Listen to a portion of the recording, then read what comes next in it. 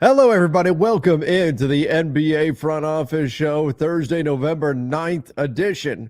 We're going to talk about some surprises today, some of the things that have been so far surprising in the NBA season. We also have a little bit of news. Unfortunately, more injury stuff to get into, the never ending stream of injuries in the NBA. But plenty of stuff for us to dive into today. Before we get into all of it, make sure you do subscribe to the YouTube channel, turn on those notifications, and like this video as well. Keith, how are we doing today? The cold seems a little bit better. And are you just counting down till when you get to see the Marvels tomorrow at this point? Yeah, I mean a little bit. I'm definitely excited to see it. I'm in the bag for all the Marvel stuff, so I'm excited. I like the guy in the comments who said we're getting paid by Marvel when Somebody we said talked that? about it. Yeah, Oh, I can we do wish, that? man. Yeah, I said last show that I do stuff for a hoodie. Like, I mean, clearly we're not getting paid, very much at all. I mean, I just take free tickets to Marvel movies if that's what it is. Maybe a walk-on part for the two of us. Like we could be in the background, like doing something. That'd be fun. But yeah, it's Yeah, I wish. like oh, what's his name? The fantasy football Yeah, guy, Matthew Berry. Matthew Berry, Yeah, that wound up in Endgame. Yeah, yeah, can we I could have be. a little Yeah, cameo like that? yeah. I would Sure, do it. you can. I'll just get like stomped on by the Hulk off screen or something, Oh, and no, yeah, like murdered. So we get Thanos snapped or something like that. yeah, yeah, yeah. Dust away. Yeah. Yeah, that'd be fun. That'd be great. I would love to do it. You know what? This never occurred. Guy in the comments, thank you. It never occurred to me. Could we actually get paid by Marvel for talking about this stuff? Man, that'd be I would love nice, it. right? But we're not. I can assure No, you, no. no portion of our paychecks come from Marvel Studios or Marvel Comics or Marvel anything. It's We're not just how it nerds. works. That's all. Yeah, that's it. That's exactly it. But yeah, I'm excited and cold is I'm feeling better a little. I'm just tired now. Like Yeah. that's like the back end of it, and it'll all be good by probably the end of the weekend, and we'll be back to full go. But yeah, I busy night last night. 14 games on Yeah. the schedule last night. That's part of what happens when you take a day off in the middle of the week, and then only 2 games tonight as I try to avoid having too many back to backs. Yep. Orlando and Atlanta and Mexico City tonight is one of the games, so that'll be kind of fun. Those two teams get a window all to themselves tonight at 9:30 p.m. Eastern, which is pretty rare.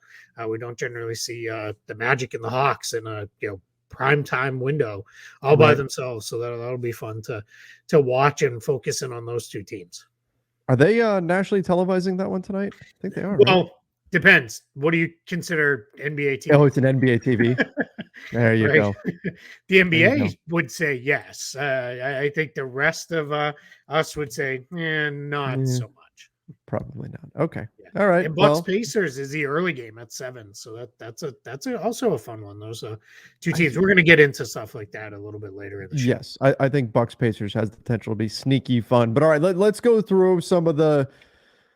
Uh, I hate it. The injuries. Steven Adams does have PCL surgery, which is great, and his season is over before it ever really started. I mean, great that he had the surgery and that he's going to be, okay and all that in the long run. But unfortunately, the Grizzlies will be without the man that embodies the word Grizzly probably more than any other. He will be out of action for the season. Yeah, year 11 for Steven Adams. He is, let's see, turned 30 a little bit earlier this summer. Here he's got one more year, 12.6 million left on his contract after this season. So 12.6 this year and next year. Mm-hmm. Kind of wonder, do the Grizzlies maybe use him as a contract in a trade this year if they need to upgrade and figure it out, or do the Grizzlies hit a point where it's just all right, we're just going to ride it out, we'll figure it all out this summer? They are increasingly expensive roster there, Memphis. We talked a little bit about that yesterday as far as looking at what the future spending landscape looks like, and Memphis is in a little bit of a tough spot contractually, but yeah, let's hope Adams gets healed up and is back on the floor come training camp next summer. Absolutely. Absolutely. All right. We also saw Tyler Hero sprain his ankle. Walker Kessler also suffer an elbow injury. Both are going to miss the next few weeks.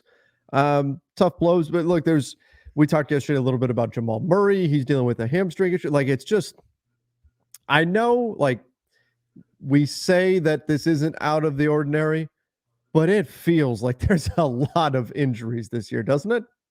Yeah, and to a lot of key guys, like key Yeah. starting all-star level players that are going to miss not just a game or two, like are missing weeks of Mhm. action with this hero. They're already saying might be a couple of weeks.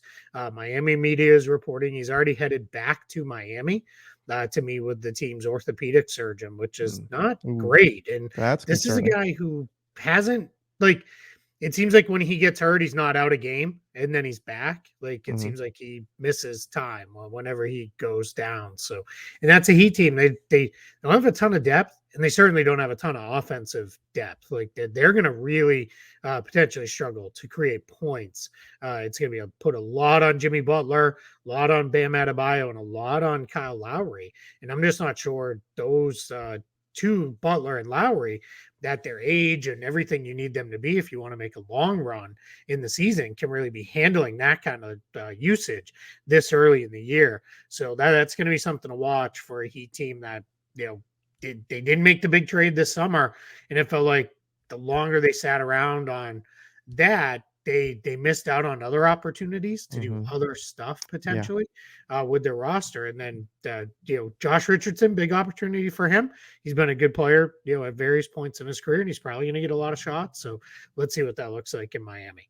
Yeah, I mean that's going to be it. When in Miami again, the depth a little bit lacking because, like you said, they were in a holding pattern all summer, waiting for a Damian Lillard trade that just never came. Yeah. Walker Kessler, the Jazz are still not in a position where they're like, I mean, they want to win games. The players want to win, but they're not organizationally, they're not going all in to win right now this season. So this is a situation where Walker Kessler, they're going to say, hey, heal up all the way, get healthy, and then we'll go from there. They're not going to be rushing anybody back, and they're certainly not going to panic if they drop a few games or if their rim protection doesn't look as good or whatever without Walker Kessler. Yeah, and the way this came out was this is actually an injury that happened on opening night for the Jazz, is when he actually got hurt and he tried to play through it for several games and just couldn't. It sounds like he just couldn't be effective, couldn't really use his left arm the way he needs to. So here we are. He's going to be, sidelined for a little bit. They played Indiana. They went with Laurie Markkinen at the 5. Mm-hmm. Didn't look good. Didn't like it the way that looked. That's not a team where that makes a ton of sense against. There's not like the big behemoth center to really pull away from the rim. Miles Turner isn't really that guy, right? He's actually in a better spot when he can be a help guy Yeah. as far as blocking shots and all that. He's not like a Joel Embiid type that just plants himself in the lane and makes you challenge him, or Rudy Gobert or anything like that. So I kind of wondered, do they went a little bit smaller, which sounds weird because you still had you had a 7-footer and a 6'10" guy starting in Markkinen and Collins. I wonder if they do go to like Kelly Olynyk, who started quite a bit at the 5 for them last year. Do they go back to that to put Markkinen back at Mm-hmm. the forward spot and just kind of do what they usually do? Another lineup change for them was Keontae George got into the starting 5 as well, and he didn't look great as far as scoring went, but looked pretty good as a playmaker. And then he had his hands full trying to guard Tyrese Halliburton, which, good luck. So does everybody else. So Right. it was a little tough for the Jazz. But you're absolutely right with what you said. They're 2-7 now. I think the Jazz are one of those teams where a lot of people were probably a year early on them as far as like I think they're gonna, they could be a top 6 team or even a playing tournament team. I think we're seeing now they probably won't be, and we'll get into more of that here in a minute. But yeah, just I think the Jazz are probably going to settle outside of the postseason picture, and that's fine. They're still in growing. And one thing to keep an eye on, I know it's super early to be talking about this. Top 10 protected pick Utah has. So at what point do you start to prioritize hanging on to that pick versus watching that thing move out the door? Yeah, and you know what I think part of it too is last season Utah had that stretch where they were the number 1 seed in the Western Yeah, Conference. They had insanely hot shooting in the early going. And so that may have raised the expectations a little bit that hey, maybe this team can make that kind of run again. But again, they're just not there, and that's okay. That's okay. I don't sure. think they're at a point where they have to go No, and make some type of win now move. No, in fact, I think you can do some real damage if you go all in too soon. And in fact, there's, well, this may come up when we talk about the Spurs, but there's even some teams where, and I think of Luka and the Mavs, where they get that guy, and I don't think the Jazz necessarily have that guy yet, but the Mavs say, get that guy. That guy is a little bit too good too soon, and they're not quite ready to go all in, and they don't have the assets accumulated to build a team. And they kind of wind up being stuck in this kind of no man's land. And I think that's kind of what happened with the Mavs. I think that by going all in too soon, whether it's by choice or you happen to get a one player who's a little bit too good for you to accumulate multiple top picks, you can actually get stuck in this kind of treadmill situation. So I think the Jazz, they're right to kind of slow play things. Let's see what happens this season and then go from there. Make some more smart moves next summer, hit in the draft again, and then off you go. Yeah, I think for Utah too, the good news is if you keep the pick this year, rolls over to next year with the same protections, and it rolls one more year. I think it's 1 through 8 protected, and then they would I think it turns into 2 seconds or whatever, and that's from a trade with OKC, of course, because every trade's with OKC. Every trade is. But I think you hit a point where it is they come if you could keep it this year, that's good because that's their only pick. Next year, they have first rounders coming from Cleveland and Minnesota, both. So you still have a first rounder if you give it away next year, if it conveys to Oklahoma City. So you'd probably rather let's try to keep it this year. And if we can, clearly you're not, if you're pushing for top 6, 7, 8 seed and firmly in the postseason picture, you're not going to try to tank out of that. But rather than chasing the 10 seed, if we get to February, you can look at it and say, all right, let's kind of back off a little bit here, try to keep our pick, and then we can see what it looks like next season when we start to build. And they've got a lot of cap flexibility. I think I talked a little bit about it yesterday. They could use. I think what they'll probably do is go under the cap and then renegotiate and extend marketing, and you kind of go from there. But we got into that in depth yesterday's show. All right, let's talk about some of the surprises so far this season. And Keith, I want to kick things off with a team that we mentioned. How about the Indiana Pacers, leading the NBA right now in points per game, putting up 126 points per game? I mean, you and I both said the Pacers could find themselves solidly in the playoff mix in the Eastern Conference. I don't think either one of us predicted that they were going to become this offensive juggernaut leading the NBA in points scored. Yeah, it's I'm pulling it up right now. I want to see where they're at with the pace adjusted with the offensive rating. Yeah, I do not have pace adjusted in here. Yeah, they're still number one, 121.5. Wow. Which is that's the per 100 possessions. That's even more impressive. So that is really, really good stuff for the Indiana Pacers. They're they're rolling along right now. Just as a reference point, there's one other interesting team in the top, let's say the top 7 of this, but all the other teams are teams you would expect. The Atlanta Hawks, the Denver Nuggets, the Dallas Mavericks, the Boston Celtics, and Golden State Warriors. Those are all the other teams. The other kind of interesting team, Philadelphia, is up there, 118.7 for them offensive rating. So the Pacers are, exactly, without James Harden, and kind of a little bit of an interesting mix there. They're 25th in defense, 117 points per 100 possessions defensive rating. So that's a little not great, right? No. We want to see that be a little bit better with the Pacers. Let's try to crack into the top 20 range. If they can get there, that's a playoff team, right? If you're a top offense and you're top 20 defense, you're going to be a playoff team, and they've got the talent certainly to be there, and they've got the talent to be a better defensive team as well than what they are. They're never going to look like it points per game wise because they play at such a fast pace, but we'll see where it goes. Let me confirm that. Second fastest pace in the league to the Washington Wizards. That's where drilling down into offensive rating, getting into 100 per 100 possessions, that lets you compare apples to apples. Teams that fly up and down the floor and put up an extra 5 shots a night or whatever compared to a slower paced team, that you can take that out. I think it's interesting too that they've got 7 guys that are averaging double figures right now. Like they're spreading the ball around. Tyrese Halliburton leading the NBA in assists with almost 12. He's also scoring 23 a night, but other guys are getting in on the act, and that makes it tough to defend them because you don't, any given night, any of them can can have a big scoring night. So again, 7 players averaging double figures. That's pretty impressive for this Pacers squad. Yeah, and racing up and down the floor, they're taking care of the ball. They're second in turnover percentage. So they're really doing things well. Like that. That is starting to be looking towards a kind of unstoppable offense with them. So yeah, I mean when you get that kind of guys scoring, and Jalen Smith, man, is that guy playing terrific, and that gives them 40 minutes a night with him and Miles Turner. You've got your 40 minutes a night of solid, or 48 minutes, 45 minutes, however you want to look at it, of solid center play. So that they're good. They've stayed relatively healthy, knock on wood so far, but they've got pretty good depth. Aaron Neesmith is really coming along now and starting to find his own. So, and there's still a little bit of room for upside because Obi Toppin hasn't fully taken off yet, and I think there's a little bit more they can unlock with him. You know what's funny as an aside, the team that taught me really to understand the idea of defensive rating, these 7 seconds or less Phoenix Suns, because people had this impression that they were a bad defensive team because they allowed a lot of points.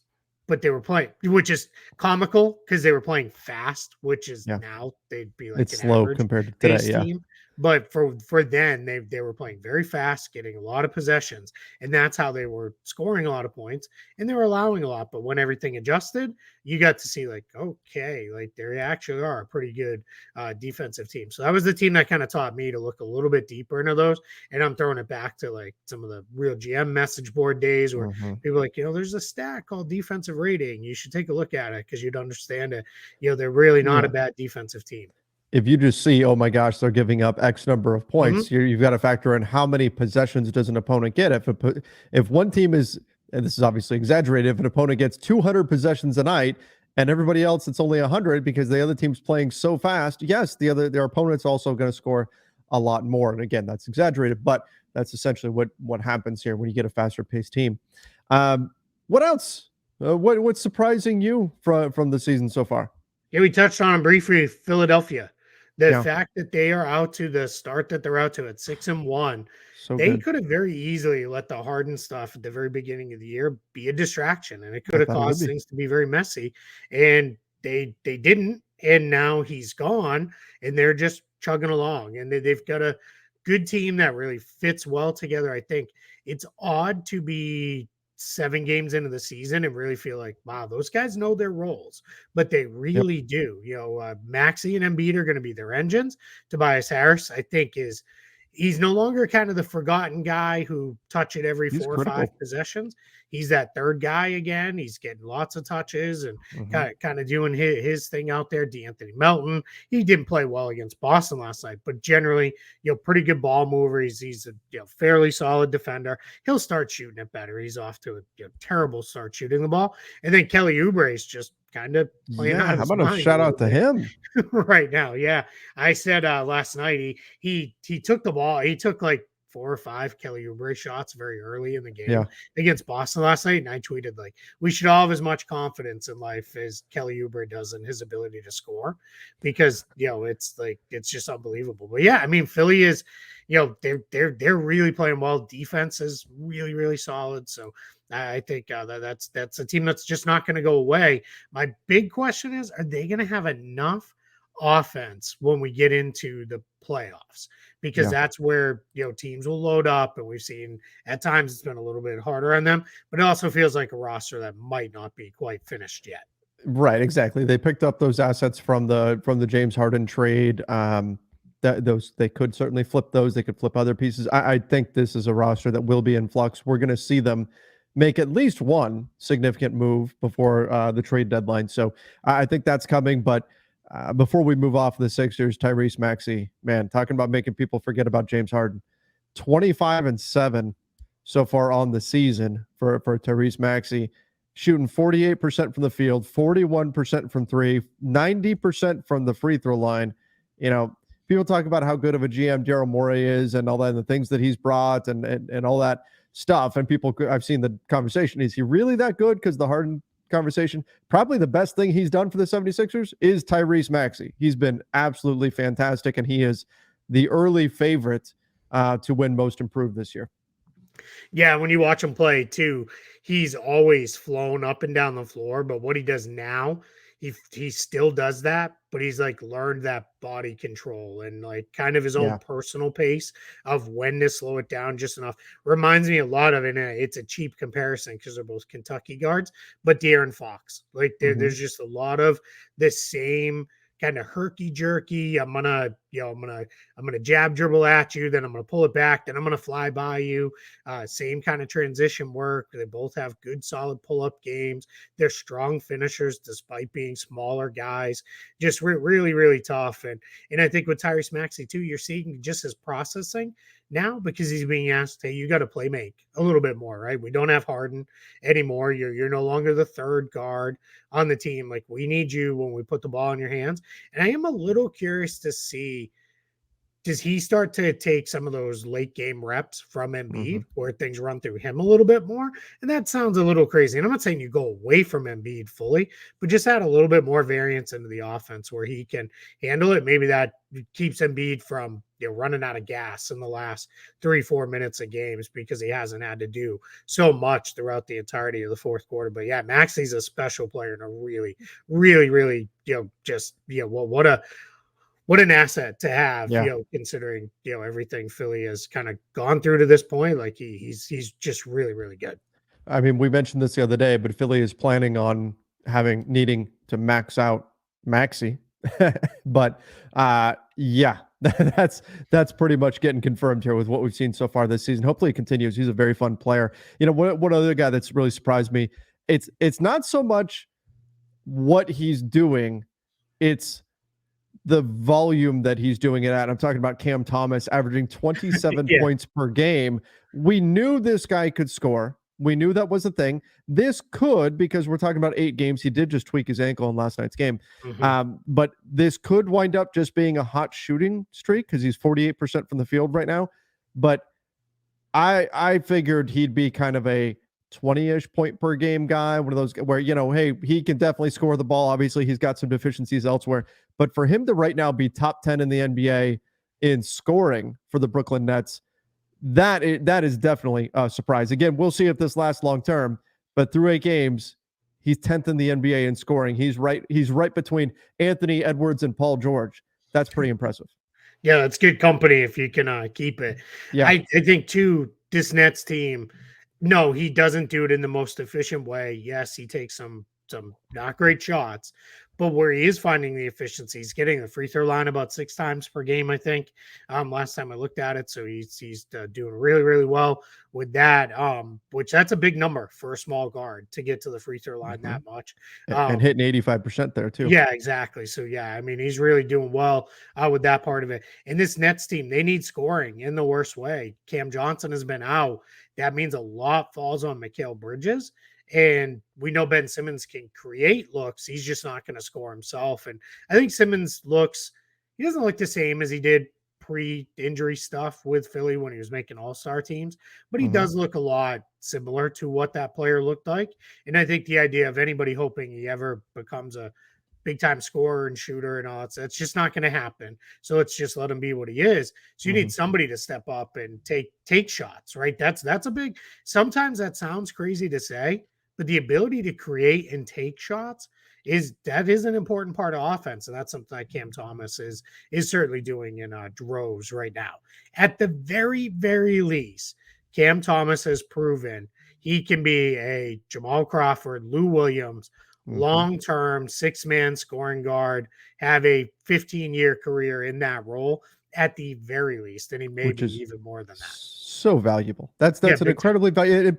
Look, Keith, in today's NBA, right, we tend to almost like look down upon guys who are shoot first scorers, Mhm. particularly high volume scorers. It's the kind of it's the highbrow analytics stuff where we just start getting into these guys and we're like going, oh well, how efficient is this guy? Yeah, he puts up 20 points, but on how many? Look, that stuff matters, how many shots it takes and all of that.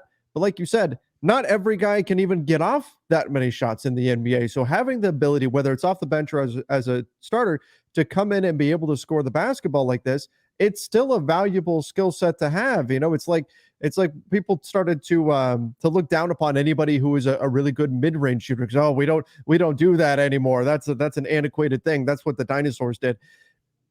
There's still an art form to the game, to scoring the basketball, and sometimes it gets overlooked.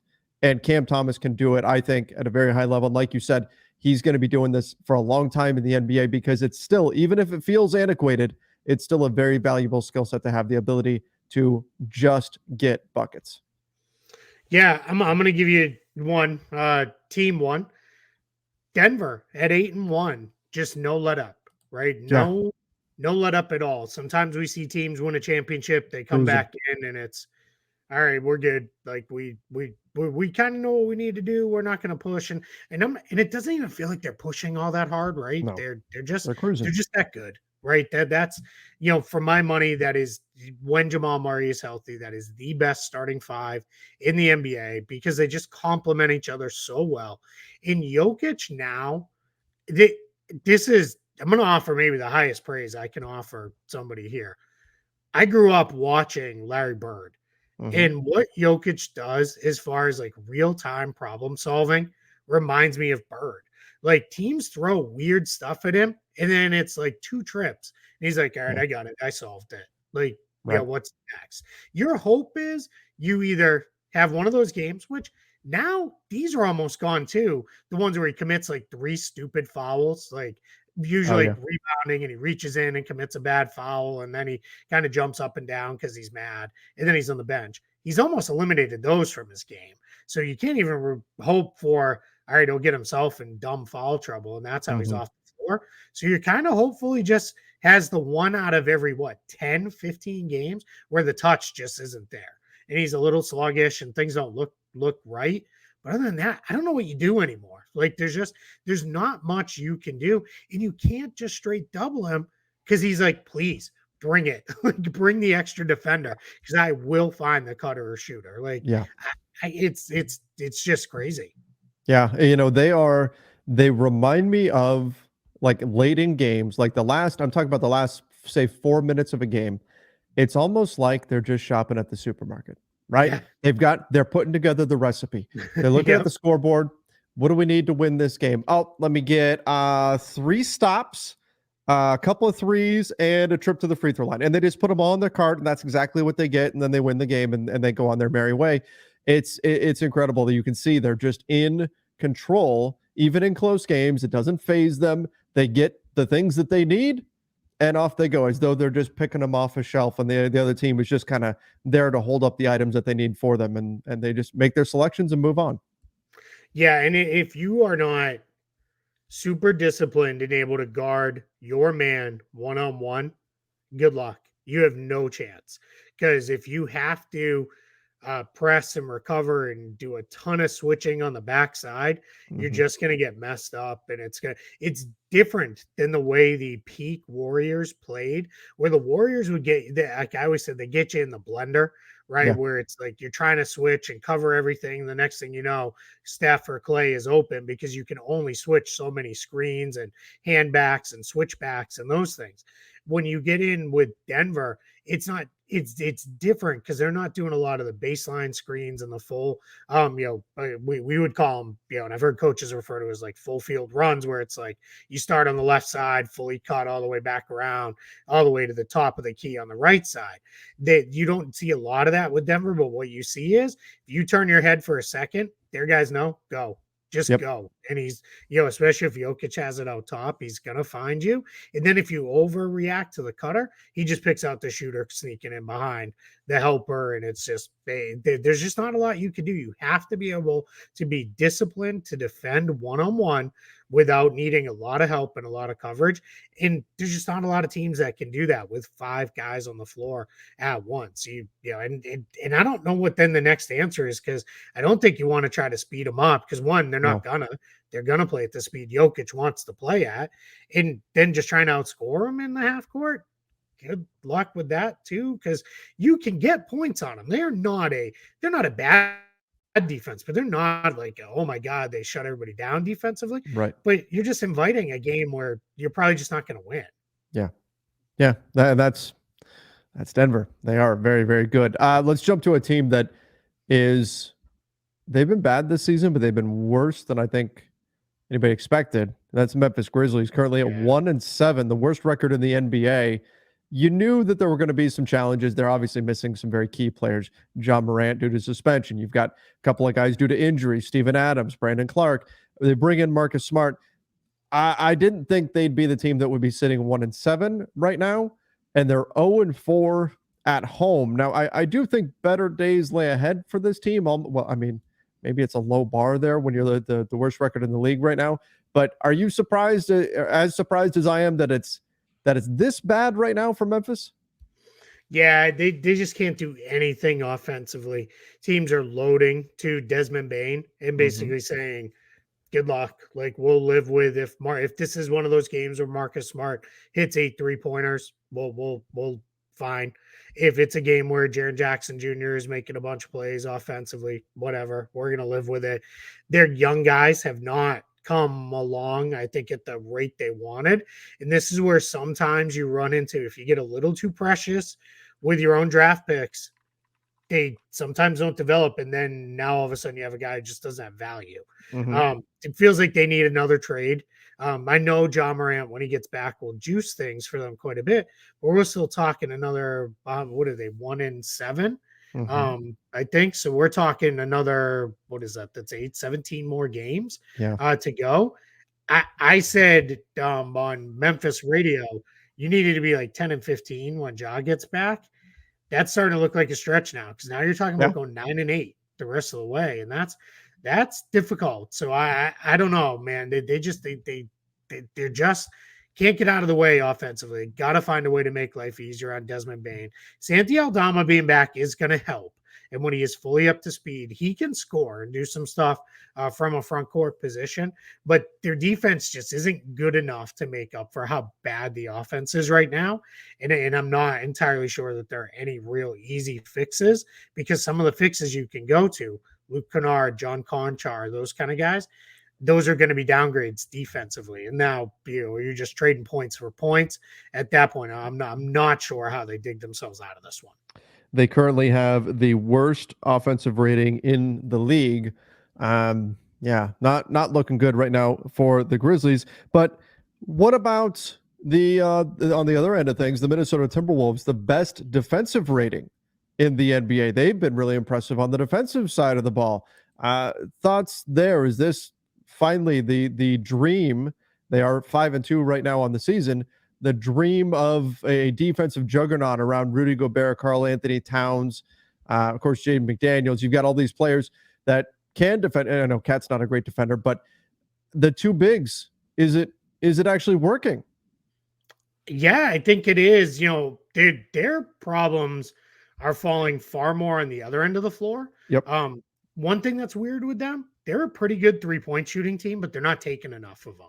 So you got to get more 3-point attempts up. I know that sounds, maybe a little crazy, but like when you're hitting at, let me just double check. They're at a 37.3% as a team. That's ninth in the league, but their 3-point attempt rate is 23rd in the league. So if you're going to shoot threes that well, you got to get more 3-pointers up, and they turn it over way too much. And a lot of their turnovers are they're why part of why their defense is being helped is their turnovers are not live ball turnovers. They're illegal screens, they're cap plowing through people and picking up offensive fouls. So they at least are getting back and setting the defense versus having to set it up. But yeah, defensively, man, they're a nightmare because when Cat is the lone big, you can get some stuff, right? You can figure things out.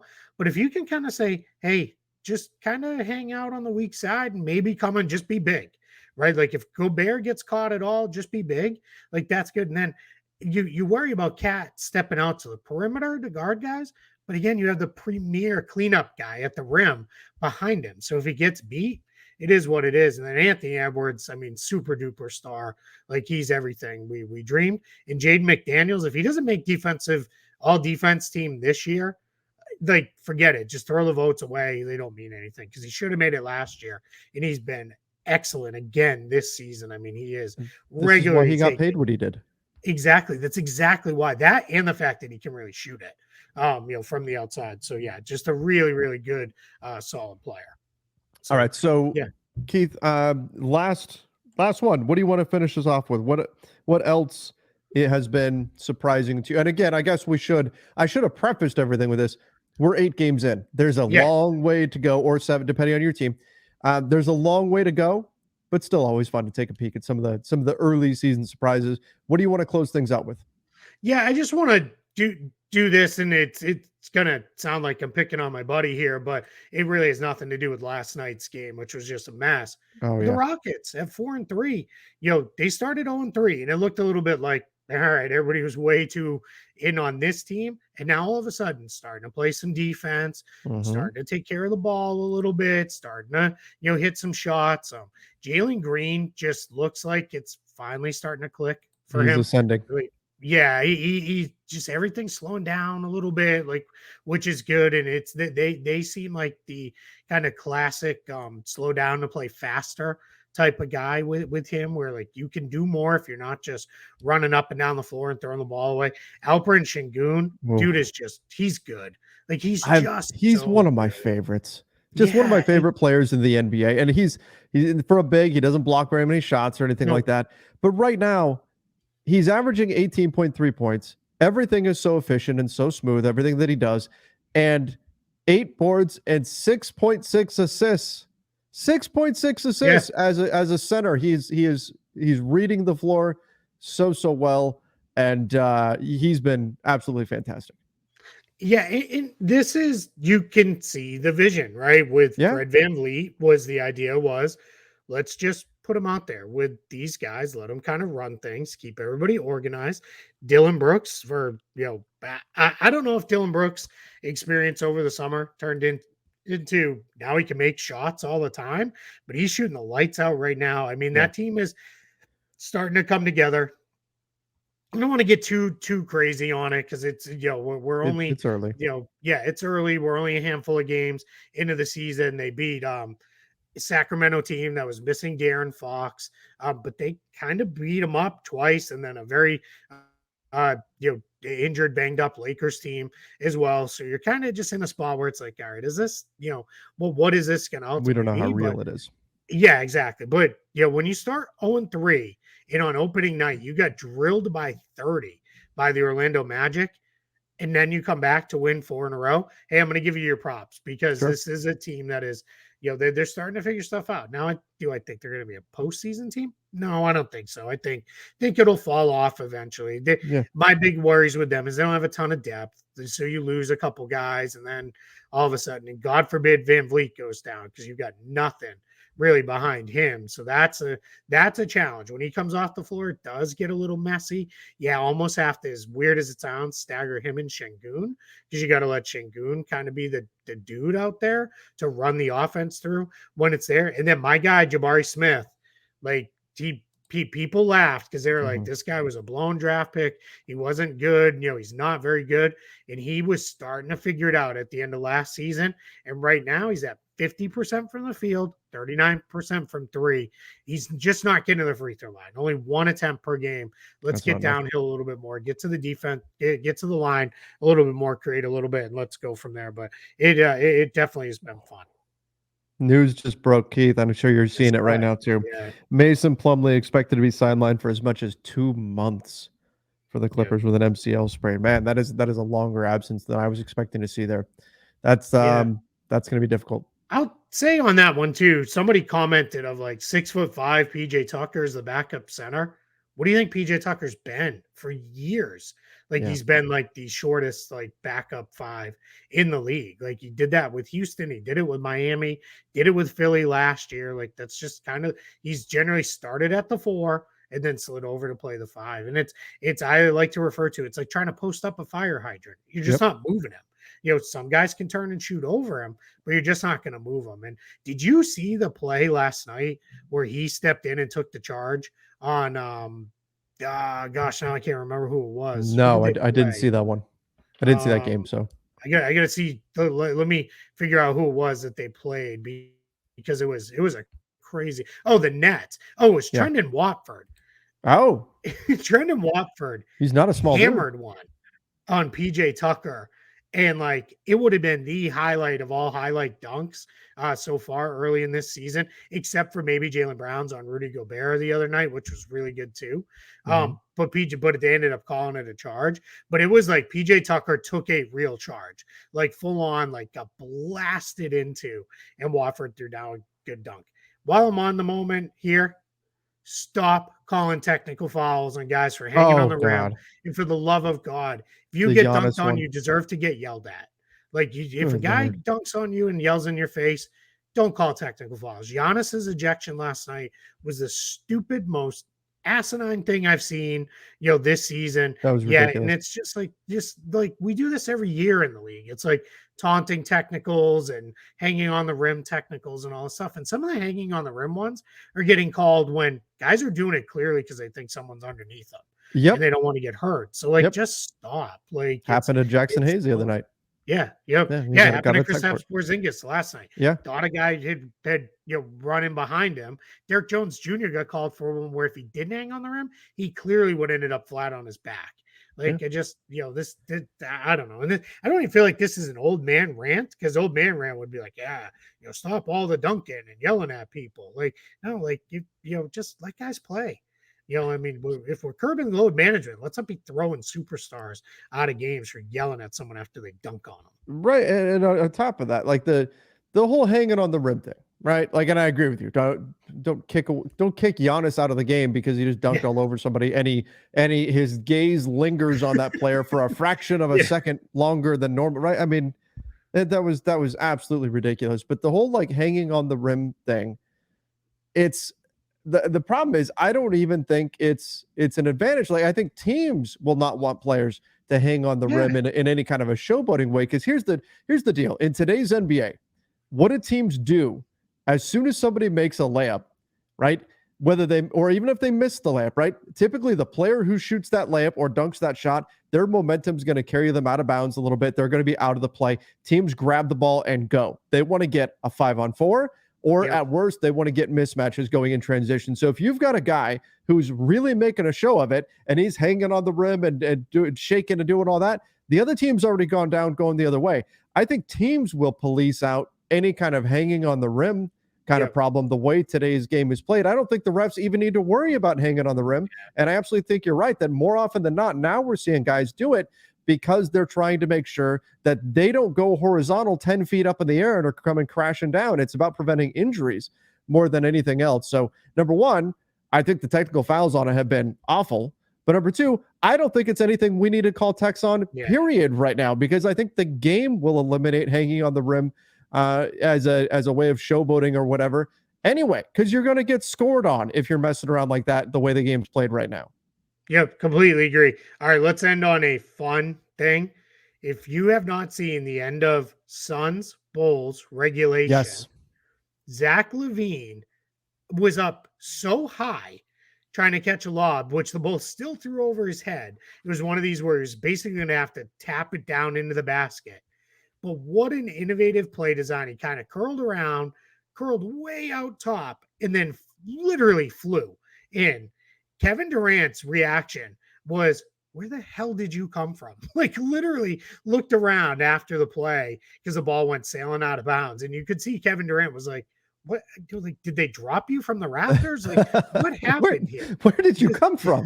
Yeah, for a play that didn't end up meaning anything, you got to go find it because Zach LaVine, I mean, if you told me he was 20 feet in the air, I'd probably be like, yeah, that sounds about right.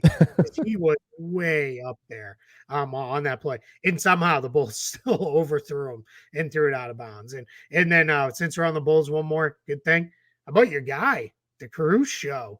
Man, that dude is whew, he is one. Yes, When indeed. Kevin Durant is like giving you comments, which he's pretty good about shouting guys out if they play Mm-hmm. well, but was like, I don't even want to call him a role player, like, because he's so good.